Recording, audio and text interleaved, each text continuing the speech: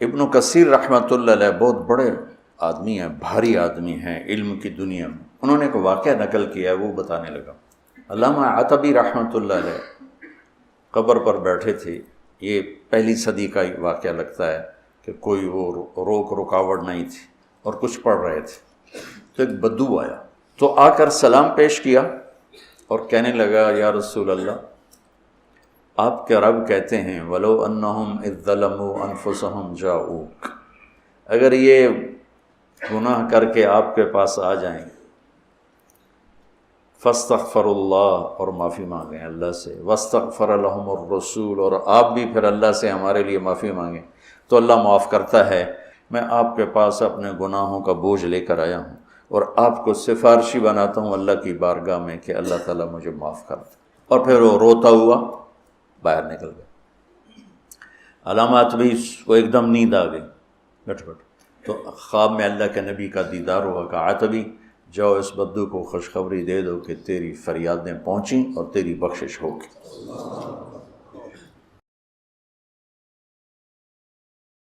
اب آ رہی ہے میرے بھائیوں وہ آیت، آپ دیکھیں کہ یہ پورا کانٹیکسٹ آیت نمبر 60 سے شروع ہوا ہے سورۃ النساء کی، کہ منافقین اپنے فیصلوں کے لیے طاغوت کے پاس جاتے تھے، یعنی یہودیوں کے پاس، اور ان کے سامنے جا کے کہتے تھے کہ ہم اوپر سے تو مسلمان ہوئے ہیں لیکن اندر سے تمہارے ساتھ ہیں، تاکہ کل کو اگر نعوذ باللہ اسلام کی دعوت ناکام ہوئی تو ان کے پاس واپسی کا کوئی پلیٹ فارم موجود ہو۔ اور نبی علیہ السلام کے سامنے آ کے وہ اللہ کی قسمیں کھا رہے ہیں کہ نہیں ہم تو وہاں دعوت دینے کے لیے گئے تھے۔ یہ ساری آیات آپ نے سن لی، سورہ النساء کی آیت نمبر 60 سے لے کر 63 تک۔ اب اس کانٹیکسٹ میں یہ آیت آ رہی ہے 64، منافقین کے بارے میں، کلمہ گو مسلمانوں کے بارے میں جو قانوناً صحابی بھی تھے، کیونکہ باقیوں کو تو نہیں پتا تھا کہ انہوں نے اندر سے ایمان قبول کیا یا نہیں۔ حتیٰ کہ بخاری اور مسلم دونوں میں آتا ہے کئی بار حضرت عمر نے اجازت مانگی عبداللہ ابن ابی کے بارے میں کہ یا رسول اللہ اجازت دیں اس کی میں گردن کاٹ دوں۔ یعنی اگر حضرت عمر کو یہ سمجھ آ رہی تھی کہ یہ اوپر سے کلمہ گو ہے اندر سے منافق ہے، تو نبی علیہ السلام کو نہیں پتا تھا؟ آپ علیہ السلام کو بھی اسیسمنٹ سے پتا تھا۔ اس کے جواب میں اللہ کے نبی علیہ السلام نے کیا فرمایا؟ بخاری اور مسلم دونوں میں حدیث ہے، آپ نے فرمایا چھوڑ دو عمر، لوگ کہیں گے یہ اپنے صحابہ کو قتل کرواتا ہے۔ یعنی نبی علیہ السلام نے عبداللہ ابن ابی اور منافقین کو بھی صحابی کہہ دیا۔ یہ الارمنگ پوائنٹ ہے، میں اس کی انجینئرنگ نہیں کرتا، پھر آپ لوگوں کو برا لگے گا۔ کہ کلمے کا احترام ہوتا تھا کہ ٹھیک ہے اوپر سے کلمہ پڑھا ہے نا، تو لوگ کہیں گے یہ صحابہ کو قتل کرواتا ہے۔ حتیٰ کہ بخاری مسلم میں آتا ہے کہ نبی صلی اللہ علیہ وآلہ وسلم نے اسی عبداللہ ابن ابی کا جنازہ بھی پڑھایا، اپنا کرتا کفن کے طور پہ اسے دیا، اپنے مبارک ہاتھوں سے قبر میں اتارا۔ یہ کہانی شریف نہیں ہے، بخاری مسلم میں، اپنا لعاب دہن اس کے منہ میں ٹپکایا۔ تو آپ کی نظر میں تو شاید اتنا کچھ کرنے کے بعد اس کی بخشش ہو جانی چاہیے، لیکن قرآن میں اللہ تعالیٰ نے سورہ التوبہ میں فرمایا آپ 70 دفعہ بھی ان کے لیے دعا کریں نا، ہم نے ان کی مغفرت نہیں کرنی، ہم نے انہیں معاف نہیں کرنا، کیونکہ یہ اللہ اور اس کے رسول کے دشمن ہے۔ اور اے نبی آمدہ سے نہ تو آپ نے کسی منافق کا جنازہ پڑھانا ہے، نہ اس کی قبر پہ جا کے کھڑے ہونا ہے، بین کر دیا اللہ نے۔ تو یہ پورا کانٹیکسٹ وہ چل رہا ہے کہ منافقین اپنے فیصلوں کے لیے بعض اوقات اپنی مرضی کا فیصلہ لینے کے لیے اگرچہ حاکم کے طور پر، پولیٹیکل لیڈر کے طور پر، ایک دینی لیڈر کے طور پر بھی اور پیغمبر کی حیثیت سے نبی علیہ السلام کو مانتے تھے، اس کے باوجود جب اپنی مرضی کا فیصلہ لینا ہوتا تھا یہودیوں کے علماء کے پاس جا کے فیصلہ کرواتے تھے۔ پیغمبر کی موجودگی میں مولویوں کا کیا کام ہے کہ آپ جا کے ان سے فیصلے کروائیں؟ اور پھر آپ کہتے تھے نہیں یا رسول اللہ ہم تو وہاں پہ گئے تھے ایک افہام و تفہیم پیدا کرنے کے لیے، ان کو دعوت دینے کے لیے، اور اللہ تعالیٰ ہمارا ہے وہ جھوٹی قسمیں بھی کھاتے ہیں۔ اب اس پورے کانٹیکسٹ میں سورہ النساء کی آیت نمبر 60 سے لے کر 63 تک کے یہ وہ آیت آ رہی ہے، آیت نمبر 64 اور 65، جس کی بنیاد پہ ایک من گھڑت گستاخانہ عقیدہ نبی علیہ السلام کے بارے میں ان لوگوں نے، خصوصاً بریلوی اور اہل تشیع مکاتب فکر کے لوگوں نے کر دیا، اور اس عقیدے کا باقی امت کو پابند کرنے کی کوشش کی۔ ایون دیوبندیوں کا بھی کسی حد تک یہی عقیدہ ہے، سوائے اہل حدیث کے، اور لوگوں کو پابند کیا کہ جو اب اس کو نہیں مانے گا نا وہ گستاخ رسول ہو جائے گا۔ وہ یہ آیت ہے وما ارسلنا من رسول، اور ہم نے کوئی رسول بھی ایسا نہیں بھیجا الا مگر یہ کہ لیطاع باذن اللہ، اس کی اطاعت کی جاتی ہے اللہ کے اذن کے ساتھ۔ یعنی وہ رسول خود نہیں کلیم کر رہا ہوتا اپنی اطاعت، آن دا بہاف آف اللہ وہ لوگوں سے کہتا ہے کہ میری اطاعت کرو، کیونکہ شریعت جو ہے یہ نازل اللہ نے کی ہے۔ پیغمبر شریعت کا موجد یا کریٹر نہیں ہوتا، بلکہ شریعت پہنچانے والا ہوتا ہے۔ اور پھر اس کا کلائمیکس وہ ہے سورہ النساء کی آیت نمبر 80، آگے چل کے آ جائے گی، من یطع الرسول فقد اطاع اللہ، جس نے رسول کی اطاعت کی گویا اس نے اللہ کی اطاعت کی۔ پھر سورہ آل عمران میں بھی آیت گزری ہے، قل ان کنتم تحبون اللہ فاتبعونی یحببکم اللہ، یہ بھی یہودیوں کے کانٹیکسٹ میں تھی۔ اے نبی تم فرما دو کہ بالفرض اگر تم اللہ سے محبت کرتے ہو نا، اے یہودیوں کہتے ہو ہم اللہ کے چہیتے ہیں، پھر تمہیں میری اتباع کرنی ہوگی۔ اور اتباع کہتے ہیں محبت کے ساتھ کسی کی پیروی کرنا۔ صرف پیروی جو ہے نا وہ اطاعت ہوتی ہے، اتباع ہوتی ہے محبت کے ساتھ پیروی، جنہوں اسی پنجابی چ کہنا ٹڈو مننا، اندروں مننا۔ پھر اللہ تعالیٰ تم سے محبت کرے گا، یحببکم اللہ ویغفر لکم ذنوبکم، اور تمہارے گناہوں کو بھی بخش دے گا، جو اندر سے رسول اللہ کے ساتھ محبت رکھتے ہوئے اتباع اور اطاعت اختیار کریں گے۔ تو یہاں پہ کہا جا رہا ہے کہ کوئی رسول بھی ایسا نہیں آیا کہ مگر یہ کہ اس کی اطاعت کی جاتی تھی اللہ کے اذن کی وجہ سے، یعنی تمام پیغمبروں کا یہی سٹیٹس تھا۔ وَلَوْ أَنَّهُمْ إِذْ ظَلَمُوا، اور اے نبی جب انہوں نے یہ ظلم کر ہی لیا تھا، یہ پاسٹ ٹینس کا صیغہ ہے، ماضی کی بات ہو رہی ہے، جس کا کانٹیکس سورہ نساء کی آیت نمبر 60 سے سٹارٹ ہوا ہے کہ یہ طاغوت سے جا کے فیصلے کرواتے تھے منافقین۔ تو اے نبی اگر انہوں نے یہ حرکت کر ہی لی ہے اور انہوں نے یہ ظلم کیا اپنی جانوں پر کہ آپ پولیٹیکل لیڈر کی حیثیت سے، دینی پیشوا کی حیثیت سے، پیغمبر کی حیثیت سے ان میں موجود ہیں اور یہ اوپر سے کلمہ گو بھی ہیں، اس کے باوجود جا کے یہود کے علماء سے فیصلے کرواتے ہیں طاغوت سے۔ اگر انہوں نے اب ظلم کر ہی لیا تھا اور آ کے جھوٹی قسمیں کھا رہے ہیں کہ ہم تو وہاں گئے تھے افہام و تفہیم کے لیے، چلے اب یہ جرم انہوں نے کر ہی لیا، انفسہم اپنی جانوں پر، ولو انہم اذ ظلموا انفسہم اپنی جانوں پہ انہوں نے جو ظلم کر لیا، جاؤکا اب انہیں چاہیے کہ وہ آپ کے پاس حاضر ہو جائیں۔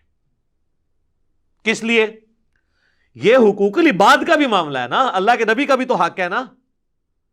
تو پہلے اللہ کے نبی سے آ کے معافی مانگے، ان کے ساتھ غداری کی ہے، کیونکہ تم انصار اللہ ہو نا، اللہ کے دین کے مددگار ہونا اس پیغمبر کے ساتھ مل کے، تو پیغمبر کے ساتھ جو لیڈر بھی ہے تمہارا اس کے ساتھ غداری کی ہے، آؤ ان کے سامنے فاستغفر اللہ، اور آ کے اللہ سے توبہ کرو۔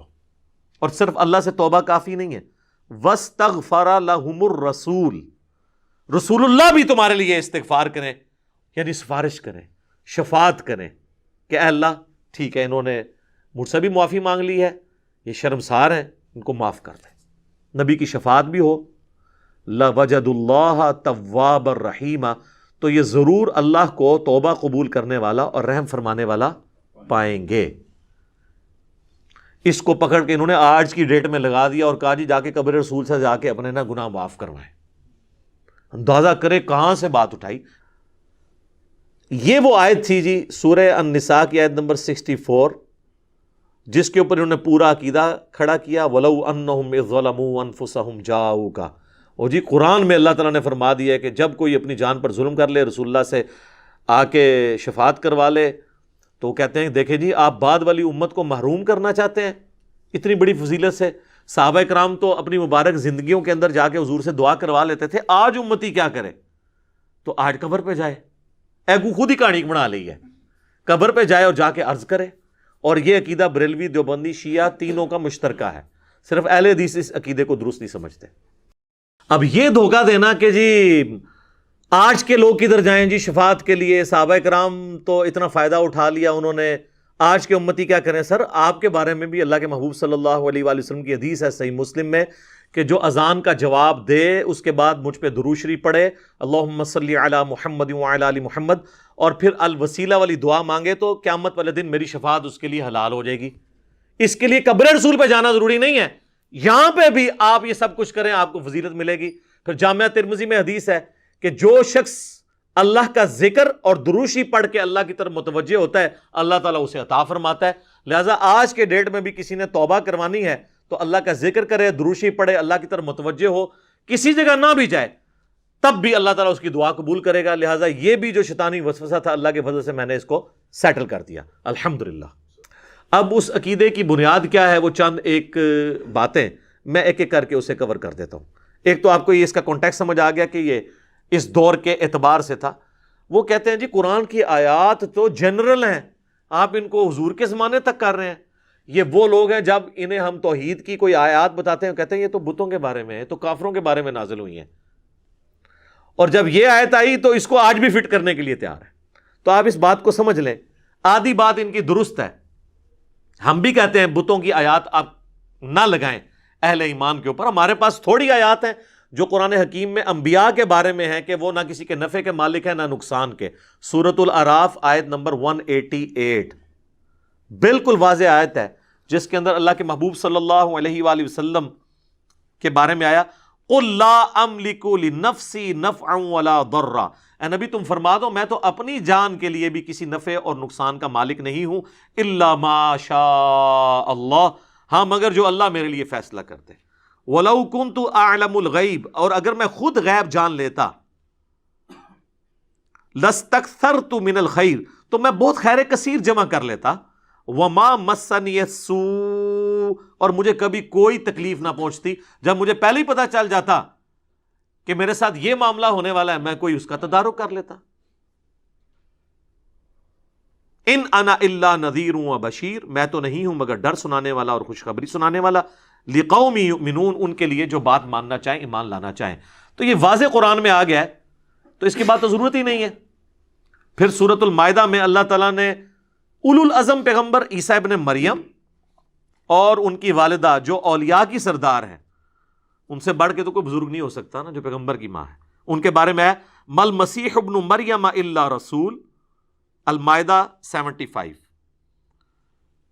مسیح ابن مریم تو نہیں تھے مگر ایک رسول، قد خلت من قبلہ الرسل، ان سے پہلے بھی کئی رسول گزرے، وامہ صدیقہ، اور ان کی ماں سچی عورت تھی، کانا یاکلان الطعام، دونوں کھانا کھانے کے محتاج تھے، کھانے کے محتاج تھے۔ انظر کیف نبین لہم الآیات، اے نبی دیکھو ہم اپنی آیتیں کس طرح کھول کھول کے بیان کرتے ہیں، لگی لپٹی بات نہیں، کھول کے۔ ثم انظر انا یؤفکون، اور ان کی طرف بھی دیکھو پھر بھی الٹے پھیرے جا رہے ہیں۔ اس کا مطلب ہے کہ جس نے بات نہیں سمجھنی اس کو کھلی بھی بات بھی سمجھ نہیں آئے گی۔ قل اتعبدون من دون اللہ، اے نبی تم فرماؤ کہ اللہ کو چھوڑ کے عیسیٰ اور ان کی ماں کی پوجا تم کر رہے ہو۔ یہاں من دون اللہ، اللہ نے پیغمبر کو کہہ دیا اے بتاں والی آیت نہیں ہے تو ہم نے کہانی کرائی گئی ہے، بتوں والی آیتیں، اے پیغمبراں والی آیتاں نے، ولیاں والی آیتاں نے، من دون اللہ بھی آ گیا۔ کہتے ہیں نہیں ہم تو عبادت نہیں کرتے ہیں ولیوں کی یا پیغمبروں کی۔ سر اگلی بات بھی سنیں، ما لا یملک لکم ضرا ولا نفعا، وہ عیسیٰ اور ان کی ماں جو نہ تمہارے نقصان کے مالک ہیں نہ نفع کے۔ تو مسئلہ یہ نہیں ہے کہ آپ عبادت کرتے ہیں نہیں بابوں کی، اللہ کہہ رہا ہے بابا کیا، حضرت عیسیٰ اور ان کی ماں بھی کسی کے نفع اور نقصان کے مالک نہیں ہے، تو بابے کدھر؟ کہتے ہیں ایڑا جملہ آگے بولتا ہے نا، اینی تو بھائی دنیا چینج لے کے آندی ہے، اسی نے تو دنیا، ورنہ تو دنیا توحید اتنے عرصے تو بیال ہو رہی سی، ہون کے فرق پہ گیا، یہ فرق پہ ہے۔ واللہ هو السمیع العلیم، اور اللہ ہے سننے والا اور علم والا۔ یہاں من دون اللہ بھی آ گیا اور مشکل کشائی کی نفی بھی ہو گئی۔ تو یہ بالکل واضح ہے۔ تو یہ کہتے ہیں جی بتوں والی آیتیں وہ لگاتے ہیں اولیاء اللہ کے، وہ تو آیتیں اللہ سے موجود ہیں، اور یہ پھر ہمیں کہتے ہیں جی آپ ان آیات کو نا جی وہ افاقی سمجھیں۔ ہم افاقی ضرور سمجھیں گے اگر وہ آیت اسی طریقے سے ہو۔ آپ بھی ان آیات کو افاقی نہیں مانتے، نہ مان سکتے ہیں۔ وَلَوْ أَنَّهُمْ إِذْ ظَلَمُوا أَنفُسَهُمْ جَاءُوكَ، سورہ النساء نمبر 64 اور 65 کو افاقی مان کے بتائیں کس طرح مانیں گے؟ آپ اس کے اوپر عمل ہی نہیں کر سکتے۔ اس اعتبار سے جو آپ سمجھتے ہیں، یہ دو چیزیں آپ سمجھ لیں، یہ بنیادی چیزیں۔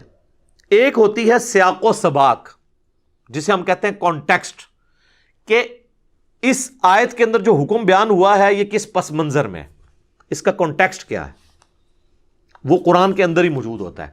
قرآن اپنے کانٹیکسٹ میں کسی حدیث کا محتاج نہیں ہے. دوسری چیز ہوتی ہے شان نزول. شان نزول یہ ہوتا ہے کہ یہ کن حالات میں آیت نازل ہوئی، اس سے کوئی فرق نہیں پڑتا، اس کا حکم اینڈ پہ وہی رہتا ہے. اس کو میں مثال سے سمجھاتا ہوں. ٹریفک سگنل میں گرین کے اوپر چلنا ہے اور ریڈ پہ رکنا ہے، اس کا بھی تو کوئی شان نزول ہوگا نا. کسی کے دماغ میں یہ بات آئی ہوگی کہ گرینری جو ہے وہ پتے گرین ہوتے ہیں، یہ پازیٹیو علامت ہے، لہٰذا ہم اس کے اوپر ٹریفک چلا دیتے ہیں، اور بلڈ کا کلر ریڈ ہوتا ہے، اس ریڈ پہ ہم رک جاتے ہیں. اگر اس کی آپ تحقیق کر کے شان نزول ڈھونڈ بھی لیں تو اینڈ رزلٹ تو وہی رہنا ہے کہ گرین پہ چلنا ہے اور ریڈ پہ رکنا ہے. یہ سمجھتے ہیں کہ شان نزول سے شاید اس کے الٹ رزلٹ نکل آئے گا. مثلا ایاک نعبد و ایاک نستعین کے شان نزول سے یا شیخ عبد القادر جیلانی مدد ثابت ہو جائے. نہیں ہونا پائی، کیونکہ سورہ النساء کی آیت نمبر 82 ہے. اگر قرآن اللہ کے سوا کسی اور ہستی کی طرف سے نازل ہوا ہوتا تم اس میں اختلاف کثیر پاتے کہ پہلے صفحے پہ اور لکھا ہوا ہے اور 300 صفحے پہ جا کے اور لکھا ہوا ہے. اگر پہلے صفحے پہ لکھا ہے نا ایاک نعبد و ایاک نستعین، اب پورے قرآن میں اس کے خلاف کوئی آیت نہیں آئے گی. اس کی تشریح میں آ سکتی ہے، جس نے سورہ المائدہ میں آیا وَتَعَاوَنُوا عَلَى الْبِرِّ وَالتَّقْوَى وَلَا تَعَاوَنُوا عَلَى الْإِثْمِ وَالْعُدْوَانِ. نیکی پرہیزگاری کے کاموں میں ایک دوسرے کی مدد کرو، برائی میں نہ کرو. ظاہری اسباب آپ اختیار کر سکتے ہیں، اس میں تو حکم ہے. وہ مفتی اکمل صاحب نے کتاب لکھی، اس میں لکھتے ہیں کہ کیا امی سے روٹی مانگنا بھی شرک ہے؟ یہ بھی اللہ سے مانگنی چاہیے. دیکھو بھئی قرآن کہہ رہا ہے مانگو امی سے روٹی، وَتَعَاوَنُوا عَلَى الْبِرِّ وَالتَّقْوَى، لیکن اما مر جائے پھر تو نہیں روٹی انہیں تو دینی، یا قبر ہی ٹر جائے، یہ سامنے موجود نہ ہوئے. یہ غائب میں پکارنا اللہ کے ساتھ خاص ہے، اور یہ اس لیول کا خاص ہے کہ اللہ تعالیٰ نے سورہ النمل میں یہ عقیدہ امت کو دیا ہے کہ جو اللہ کے سوا کسی ہستی کے بارے میں عقیدہ رکھتا ہے خدا اس کو بنائے بیٹھا ہے. پھر وہ ہاں جی امن یجیب المضطر اذا دعا، بھلا بتاؤ تو کون ہے جو تکلیف میں گھرے ہوئے شخص کی فریاد کو سنتا ہے. وَيَكْشِفُ السُّوءَ، اور اس سے اس کی برائی دور کر دیتا ہے. وَيَجْعَلُكُمْ خُلَفَاءَ الْأَرْضِ، اور تمہیں اگلوں کا خلیفہ کرتا ہے زمین پہ، تمہارے ماں باپ کے مرنے کے بعد تمہیں، تمہارے مرنے کے بعد تمہاری اولاد کو. اِلَٰهٌ مَّعَ اللَّهِ، کیا اللہ کے ساتھ کوئی اور الہ بھی ہے جو یہ کام کر سکے؟ قَلِيلًا مَّا تَذَكَّرُونَ، لیکن تم بہت کم ہی نصیحت حاصل کرتے ہو. کہتے ہیں جی منع کدھر ہے؟ یہ منع ہے جی سورہ نمل کی آیت نمبر 62 میں. ادھر کہتے ہیں نہیں وہ تو ہے اللہ ہی سے مانگتے ہیں، یہ تو نہیں آیا کسی اور سے نہیں مانگتے. جی یہ بھی آیا ہوا ہے سورہ نمل کی آیت نمبر 62. اگے ٹورو تے پتہ لگے نا. بارش کون برساتا ہے؟ اللہ. ڈیوٹی کس کی ہے؟ فرشتوں کی. اگر فرشتوں سے بارش مانگیں گے تو مشرک. بخاری مسلم میں آتا ہے بارش نہیں ہوتی تھی تو نبی علیہ السلام صلاۃ الاستسقاء پڑھتے تھے. آپ نے کبھی نہیں کہا کہ المدد یا میکائیل، آپ کی ڈیوٹی اللہ نے لگائی ہے، بارش نازل فرما دیں. یہ صحابہ کرام کبھی یہ کہتے ہوں؟ نہیں. لہٰذا یہ جھگڑا نہیں ہے کہ مولا علی کو اختیار ہے یا نہیں، شیخ عبد القادر جیلانی کو اختیار ہے یا نہیں، کسی فرشتے جن کو اختیار ہے یا نہیں ہے. اختیار ہو تب بھی آپ کسی اور کو پکارتے ہیں جو آپ کے سامنے موجود نہیں ہے یا فوت ہو چکا ہے یا جس سے آپ کمیونیکیٹ نہیں کر سکتے، تو یہ شرک ہو جائے گا. تو یہ اس آیت کو کہتے ہیں کہ جی یہ دلیل ہے کہ آپ جا کے قبر رسول پہ مانگیں. عجیب. اور پھر اس کے لیے پھر وہ جھوٹے سہارے لیتے ہیں. وہ کہتے ہیں جی تفسیر ابن کثیر میں ایک روایت موجود ہے، وہ اگلے دن طارق جمیل صاحب بھی بیان کر رہے تھے. طارق جمیل صاحب کا بیچاروں کا کیا قصور ہے؟ ان کے بڑوں نے، تقی عثمانی کے والد صاحب جو مفتی شفیع تھے، معارف القرآن میں انہوں نے بھی یہ نقل کی ہے، اور احمد بریلوی صاحب کا جو ترجمہ کنز الایمان اس کی جو شرح لکھی کی خزائن العرفان انہوں نے بھی نقل کیا ہے، اور ابن کثیر سے نقل کیا. ابن کثیر لکھ کے چلے گئے ہیں ایک بے سند روایت، نہ انہوں نے اس کی کوئی سند بیان کی. بھئی ابن کثیر تو 8ویں صدی ہجری میں آئے ہیں، جب تک وہ سند نہیں پوری کرتے نبی علیہ السلام تک کسی واقعے کی، ہم اسے کیسے مان لیں کہ جی نبی علیہ السلام کی وفات کے بعد ایک پینڈو شخص تھا، کوئی اعرابی تھا، وہ قبر رسول پہ آیا اور اس نے کہا یا رسول اللہ قرآن میں حکم آیا وَلَوْ أَنَّهُمْ إِذْ ظَلَمُوا أَنفُسَهُمْ جَاءُوكَ، تو میں نے اپنی جان پہ ظلم کیا، میں آپ سے دعا کروانے کے لیے آیا ہوں. تو ایک اور شخص وہاں بیٹھا تھا، اسے اونگ آ گئی، وہ خواب میں حضور علیہ السلام آئے اور کہا اس کو بشارت دو کہ تجھے بخش دیا گیا اور میری شفاعت تیرے حق میں قبول کر لی گئی. وہ کہتے ہیں دیکھیں جی قبر پہ جا کے آپ مانگ سکتے ہیں. لکھی کہاں ہوئی ہے؟ وہ کہتے ہیں روایتوں میں آیا ہے. اور کوئی تھوڑا سمجھدار ہے وہ کہتا ہے جی اس طرح کی ایک روایت مصنف ابن ابی شیبہ میں موجود ہے. کڈو جی المصنف ابن ابی شیبہ میں روایت ضرور موجود ہے لیکن سر وہ روایت ضعیف ہے, مالک الدار والی. اس میں آمش مدلس ہیں اور ان سے روایت کر رہے ہیں اور سما کی تصریح نہیں ہے, منقطع روایت ہے. صحیح مسلم کے مقدمے میں امام مسلم نے لکھا ہے کہ مدلس کی آن والی روایت سما کی تصریح کے بغیر ضعیف ہوگی جب تک وہ حدثنا یا اخبرنا بیان نہیں کرے گا, وہ ان سے روایت کر رہا ہے. یہ روایت ضعیف ہے مالک الدار والی کہ وہ حاضر ہوئے قبر رسول پہ ولو انہم ظلموا انفسہم جاؤ کا, پھر انہیں اونگ آ گئی, نبی علیہ السلام خواب میں آئے, فرمایا عمر کو جا کے میرا سلام کہنا اور اسے کہنا کہ سختی نہ کرے, ان قریب اللہ تعالیٰ تمہیں سراب کرے گا. اور یہ پیغام کس کو جا کے دے رہے ہیں؟ حضرت عمر کو. جعلی روایت ہے, حضرت عمر کو پیغام دیتے تو آگے کیا ہونا تھا وہ میں آپ کو بعد میں بتاؤں. روایت ہی جعلی ہے, یہ ایسا ہوا ہی نہیں ہے, اس میں تدلیس ہے. اور اگر کوئی کہتا ہے میں نے اس قانون کو نہیں ماننا محدثین کے, تو پھر ہم اسے پھکی دیتے ہیں کہ مسند امام احمد میں ایک حدیث ہے جو مشکات میں بھی موجود ہے, اس میں سیم حکم ہے. یہ تو آمش تو بہت چھوٹا ہے, ایک تابعی ہے حسن بصری 70 صحابہ کا شاگرد, وہ ان سے روایت بیان کر رہا ہے کہ نبی علیہ السلام نے فرمایا کہ جو شخص اپنے جاہلی نسب پر فخر کرے اسے کہو کہ تجھے بڑا فخر ہے نا اپنے نسب پہ, اپنے باپ کی شرمگاہ کاٹ کے اپنے منہ میں رکھ لے, اور یہ بات کنائے سے نہ کرو, ڈائریکٹ اس کو کہو کہ تو اپنے باپ کی شرمگاہ کاٹ اپنے منہ میں رکھ. کیا رسول اللہ ایسی بات کر سکتے ہیں؟ یہ بھی روایت ضعیف ہے. پھر اس کو بھی صحیح مانو, آمش تو چھوٹا ہے, حسن بصری تو بہت بڑا ہے, اس کی بھی ہم آن والی روایت سما کی تصریح کے بغیر نہیں مانتے کیونکہ مدلس ہے. تو مانو اس روایت کو, اپنا ایمان برباد کرو. قرآن تو کہہ رہا ہے وَإِنَّكَ لَعَلَىٰ خُلُقٍ عَظِيمٍ, نبی تو اعلیٰ ترین درجے پہ ہیں اخلاقیات کے, وہ یہ بات کریں گے. بخاری اور مسلم دونوں میں حدیث ہے, ابو سعید خدری کہتے ہیں نبی علیہ السلام میں ایک پردہ نشین کنواری لڑکی سے زیادہ شرم و حیا تھی. تو یہ پردہ نشین کنواری لڑکی یہ گفتگو کر سکتی ہے؟ تو یہ کہانی ہے ساری. اب آ جائیں حضرت عمر کی طرف, جنہوں نے متھے مارنے کی کوشش کی تھی شاید. جناب حضرت عمر کے بارے میں صحیح بخاری میں 1010 نمبر حدیث ہے, کتاب الاستسقاء چیپٹر میں. وہ کہتے ہیں اللہ تعالیٰ سے دعا کرتے ہوئے اِنَّا كُنَّا نَتَوَسَّلُ إِلَيْكَ بِنَبِيِّنَا, اے اللہ بے شک پہلے ہم تیرے نبی کو وسیلہ بنا کے لاتے تھے تیری بارگاہ میں. یعنی جب بارش نہیں ہوتی تھی تو حضور کو لے کے آتے تھے, حضور ہمیں نماز پڑھاتے تھے, حضور کی دعا کی برکت سے بارش نازل ہوتی تھی صلی اللہ علیہ وآلہ وسلم. ہم اب حضور کے چچا عباس کو لے کر آئے ہیں, ہم پہ بارش نازل فرما دیں. عباس کی دعا کی برکت سے انس بن مالک کہتے ہیں بارش شروع ہو جاتی. حضرت عمر کو کسی نے نہیں پوچھا کہ یا امیر المومنین, یہ پینڈو لوگ جا کے تو قبر رسول سے جا کے بارش مانگ کے آ رہے ہیں, آپ خلیفۃ الرسول ہیں, سیکنڈ نمبر پہ آپ خلیفہ راشد ہیں, ایک پینڈو کو بات سمجھ آئی بھی, آپ کو نہیں آئی بھی. وہ پینڈو آئی کوئی نہیں سی تھے, وہ کہانیاں نے ساریاں. اور میں نے جو اس میں ایکسپلور کی ہے نا چیز, کہ بخاری اور مسلم دونوں میں حدیث ہے کہ صلح حدیبیہ کے موقع پر جب پانی کم پڑ گیا, جابر بن عبداللہ کہتے ہیں کہ نبی علیہ السلام کی مبارک انگلیوں سے چشمے پانی کے جاری ہوئے, ایک پیالے کے اندر رکھے. تو وہ تابعی پوچھتا ہے کہ آپ لوگ کتنے تھے؟ انہوں نے کہا ہم 1500 تھے, لیکن اگر ہم 1,00,000 بھی ہوتے ہیں نا وہ پانی زیادہ تھا جو حضور کی مبارک انگلیوں سے جاری ہوا. معجزہ. اور صحیح مسلم میں حدیث ہے کہ ایک سفر میں حضرت عمر نے حضور کو یہ مشورہ دیا, یا رسول اللہ آپ کی تو دعا کی برکت سے پانی نازل ہو جاتا ہے, تھوڑا سا پانی زیادہ ہو جاتا ہے.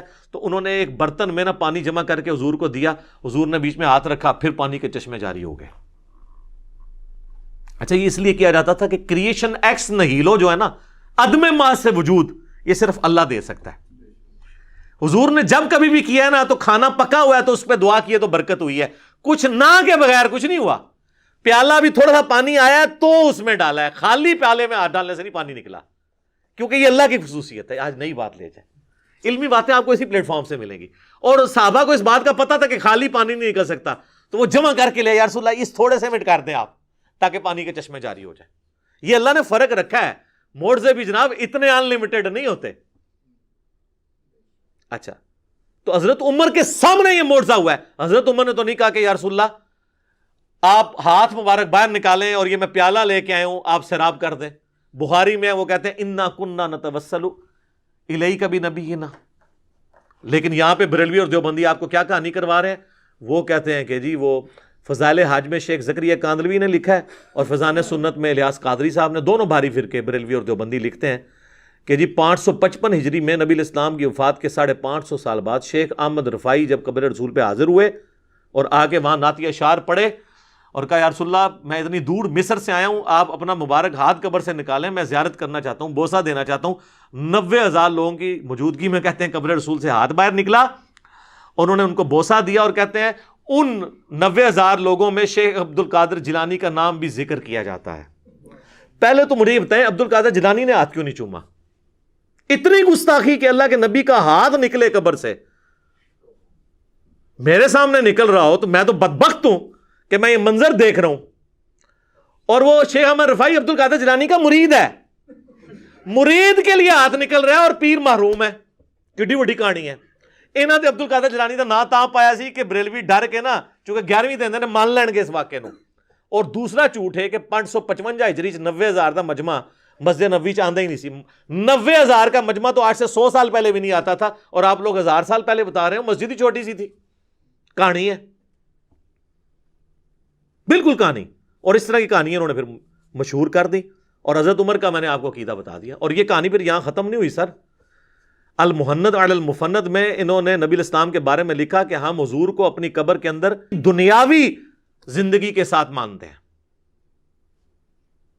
دنیاوی زندگی، حالانکہ وہ آخرت کی ہے۔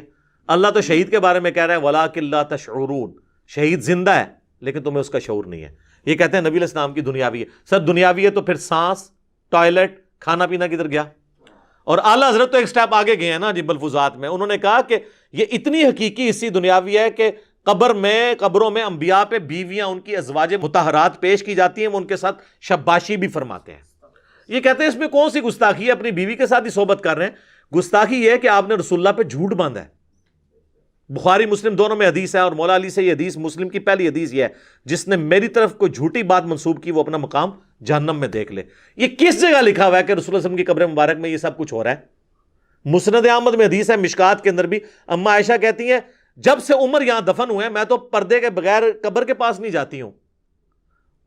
اس سیدہ عائشہ کے سامنے کوئی یہ کہنا کہ اس قبر کے اندر بیویاں پیش ہو رہی ہیں تو آگے آپ دیکھ لیں، اور ہاتھ نکلوا رہے ہیں۔ یہ ہاتھ سیدہ فاطمہ کے لیے کبھی نہیں نکلا، یہ ہاتھ حضرت عائشہ کے لیے کبھی نہیں نکلا، یہ جنگ جمل صفین نہروان کو رکمان اس کو مینج کرنے کے لیے کبھی نہیں نکلا۔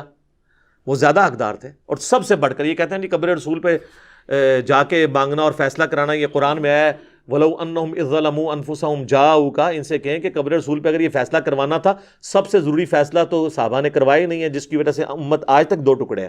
ثقیفہ بنی ساعدہ، حضرت علی نے بخاری مسلم میں آتا ہے 6 مہینے تک ابو بکر کی بیعت نہیں کی ہے، تو کسی کے دماغ میں وسوسہ بھی نہیں آیا کہ چلیں ہم جا کے قبر رسول سے فیصلہ کروا لیتے ہیں۔ ابھی میت مبارک بھی 2 دن تک باہر تھی، باہر سے ہی فیصلہ کروا لیتے ہیں۔ فدق کا ایشو آیا، بخاری مسلم میں آتا ہے سیدہ فاطمہ کا، کہیں حضرت ابو بکر نے ان کو مشورہ نہیں دیا، آ کے قبر رسول سے جا کے فیصلہ کرواتے ہیں، بعد میں احمد رفاعی نے تو کروانا ہی ہے۔ ٹھیک ہے، کروانا چاہیے تھا نا۔ یہ کہتے ہیں کہ آج کی ڈیٹ میں بھی آپ نے حاکم ماننا ہے، تو آج کی ڈیٹ میں اگر حاکم ماننا ہے تو چیف جسٹس مدینے کا حضرت عمر نے حضرت علی کو کیوں لگایا؟ مدینہ شریف کے فیصلے تو قبر رسول پہ ہونے چاہیے تھے نا۔ ہائے ہائے ہائے کیسی پکی ہے۔ چلو رومن اور پرشین امپائر تے ٹھیک ہے، اور رومن امپائر دے ہوتے ابن مسعود نو لا چھڑیا ابو درداء کو، اور پرشین امپائر پہ ابن مسعود کو۔ مدینے میں چیف جسٹس کیوں لگایا حضرت علی کو؟ قبر رسول سے فیصلے ہوتے نا۔ یہی کہہ کے جی یہ آپ کو فیصلوں میں حاکم نہ مان لیں تو یہ خود بھی نہیں مانیں گے، وہ کہیں گے نہیں کمیونیکیشن نہیں آج ہو سکتی۔ تو اگر آپ خود بھی نہیں اس کمیونیکیشن کو ماننے کے لیے تیار، اور الٹا جو بندہ آپ کو سمجھاتا ہے کہتے ہیں گستاخی کر رہے ہیں، گستاخی تو آپ کر رہے ہیں، رسول اللہ کے اوپر جھوٹ باندھ رہے ہیں۔ اور صحابہ کرام تو حضور کی زندگی میں یہ عقیدہ نہیں رکھتے تھے۔ بخاری اور مسلم دونوں میں حدیث ہے 70 صحابہ کو دھوکے سے شہید کر دیا گیا، جن میں عاصم بن ثابت انصاری تھے۔ جب وہ مرنے لگے، شہید ہونے لگے، تو انہوں نے کہا اے اللہ ہمارے نبی کو ہمارے حال کی خبر کر دینا، ہم تجھ سے راضی ہیں اور تو ہم سے راضی، اس حال میں ہم موت کے منہ میں جا رہے ہیں، ہمارے نبی کو ہمارے حال کی خبر کر دینا۔ اور بخاری کے الفاظ ہیں جبرائیل علیہ السلام نے آ کے حضور کو بتایا کہ آپ کے ساتھیوں کو یوں قتل کر دیا گیا ہے، اور انہوں نے مرتے مرتے یہ آپ تک پیغام پہنچایا ہے۔ انہوں نے حضرت جبرائیل کو بھی نہیں کہا، اللہ کو کہا، اور اللہ نے جبرائیل کو بھیجا۔ جب حضور دنیا میں موجود تھے تو صحابہ یہ نہیں کہتے تھے وَلَوْ أَنَّهُمْ ظَلَمُوا أَنفُسَهُمْ جَاءُوكَ تو یا رسول اللہ انظر حالنا، نہیں، جب سامنے ہوں گے پھر آپ کریں گے۔ کہتے ہیں جی بخاری میں حدیث ہے ایک صحابی کی پنڈلی ٹوٹ گئی، حضور کے پاس آیا تو آپ نے ہاتھ پھیرا۔ اور یار معجزات کو آپ بعد کی زندگی کے ساتھ کیسے کر رہے ہو؟ اور اگر آپ یہ مانتے ہو تو ٹھیک ہے، اپنی پنڈلی پھر تیار ہو توڑوانے کے لیے۔ جناب کروڑوں لوگوں کا اگر عقیدہ ٹھیک کرنے کے لیے کسی عاشق رسول کو اپنی پنڈلی توڑوا کے قبر رسول پہ جا کے ٹھیک کروانی پڑتی ہے تو آ جاؤ۔ یہ جب بات کریں گے نا تو کہیں گے جی پھر آپ کعبے چلے جاؤ، اللہ سے کروا لو۔ بھئی اللہ کا تو دعویٰ ہی کہیں نہیں ہے، اللہ نے تو دنیا اسباب کے ساتھ جوڑی ہے۔ کعبے بھی کرین ڈگی سی نا، اس کعبے تے اس تو بہت بڑا کام ہوا ہے۔ یزید پلید نے خانہ کعبہ شریف دی حرمت پر مال کی ہے، صحیح مسلم میں موجود ہے۔ دنیا کو اللہ نے بقدر ایفرٹ چھوڑا ہوا ہے۔ اللہ کا کہیں آپ کا یہ دعویٰ ہے کہ بزرگوں کی ڈیوٹیاں ہیں، فلانے کی ڈیوٹی ہے، تو قبر رسول صلی اللہ علیہ وآلہ وسلم پہ جا کے اپنی پھر پنڈلی کی ہڈی کو ٹھیک کروا کے بتائے۔ اگر یہ ہڈی توڑوا کے ٹھیک کروانے سے کوئی معاملہ عقیدے کا کسی کا درست ہوتا ہے تو یہ تو کہتے ہیں ہم حضور کے لیے جان دینے کے لیے تیار ہیں، ایک پنڈلی کی قربانی کرے نا کوئی عالم دین، کوئی عاشق رسول، سب سے بڑا عاشق رسول ڈھونڈے۔ ہڈی ہم نہیں توڑتے، ہمیں تو رحم آئے گا کسی مشین پہ توڑوائیں گے، اور اس کے بعد لائیو بلائیں گے کیمرہ مینوں کو، تمام میڈیا کے لوگوں کو اور انٹرنیشنل میڈیا کو، اور ہم لوگوں کہیں گے ہاں جی آپ کریں۔ یہ بالکل جعلی باتیں۔ اب اس میں کئی ایک باتیں اور کر سکتا ہوں، وہ تو باتیں نہ ختم ہونے والی ہیں۔ میں نے کوشش کی ہے کہ اس طرح کی چیزوں کو کور کروں۔ اس طرح وہ کہتے ہیں جی صحیح مسلم میں حدیث ہے ایک صحابی حضور کو وضو کرواتے تھے، آپ نے کہا مانگ کیا مانگتا ہے؟ سل ربیہ۔ تو حضور سامنے موجود تھے، تو آج بھی ہمارا کوئی مسئلہ ہم حضور کے سامنے لے کے جائیں گے۔ انہوں نے کہا یا رسول اللہ جنت میں آپ کا پڑوس مانگتا ہوں۔ آپ نے فرمایا پھر کثرت سجود سے میری مدد کر، یعنی خود تو سیدھے راستے پہ چل، زیادہ نفلی عبادت کر، میری دعا تیرے لیے کارگر ہو جائے گی۔ آج یہ ہمیں شعر سناتے ہیں جی آج لے ان کی پناہ، آج مدد مانگ ان سے، پھر نہ مانیں گے قیامت میں گر مان گیا۔ اور وہ کہتے ہیں قیامت میں تو حضور کے پاس ہی جانا۔ جی جانا ہے جناب، کیونکہ آپ علیہ السلام سامنے موجود ہوں گے۔ آج بھی نبی علیہ السلام سامنے موجود ہوں، ہم سب کچھ آپ کے سامنے ہی جا کے پیش کریں گے۔ کس بات کو کس طریقے سے جوڑتے ہیں؟ اس طریقے سے اگر آپ آؤٹ آف کانٹیکسٹ چیزوں کو جوڑیں گے پھر تو یہ بڑی زیادتی والی بات ہو جائے گی۔ باقی اس میں کئی اور باتیں بھی کی جا سکتی ہیں، لیکن اب وقت ہمارا چونکہ درس کا مکمل ہو چکا ہے، میرا خیال ہے میں نے اتنی باتیں کر لی ہیں، عقل والوں کے لیے اتنی گفتگو کافی ہے۔ بار میں نے ڈیٹیل کچھ ویڈیوز ریکارڈ کرائی ہیں، ان کا میں حوالہ دے دیتا ہوں۔ وسیلے کے نام پر دھوکہ، وسیلے کو ہم بھی مانتے ہیں لیکن وسیلہ اور غیر اللہ سے مدد مانگنا یہ زمین اسمان کا فرق ہے۔ ایک اور لیکچر ہے مجھے تم سے شرک کا خوف نہیں، ایک اور لیکچر ہے قصہ موسیٰ اور خضر،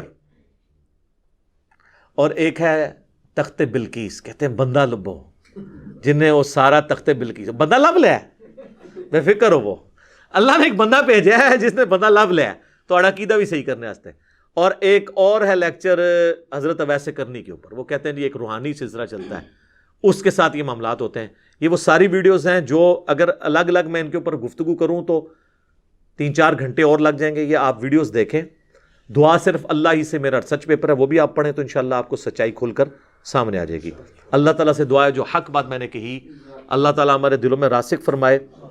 اگر جذبات میں میرے منہ سے کوئی غلط بات نکل گئی تو اللہ تعالیٰ ہمارے دلوں ہی سے اسے دھو ڈالے، ہمیں معاف بھی کر دے، ہمیں کتاب و سنت کی تعلیمات پر عمل کر کے دوسرے بھائیوں تک پہنچانے کی توفیق عطا فرمائے۔ سبحانک اللہم و بحمدک، اشہد ان لا الہ الا انت، استغفرک و اتوب الیک، وما علینا الا البلاغ المبین۔ جزاکم اللہ خیرا۔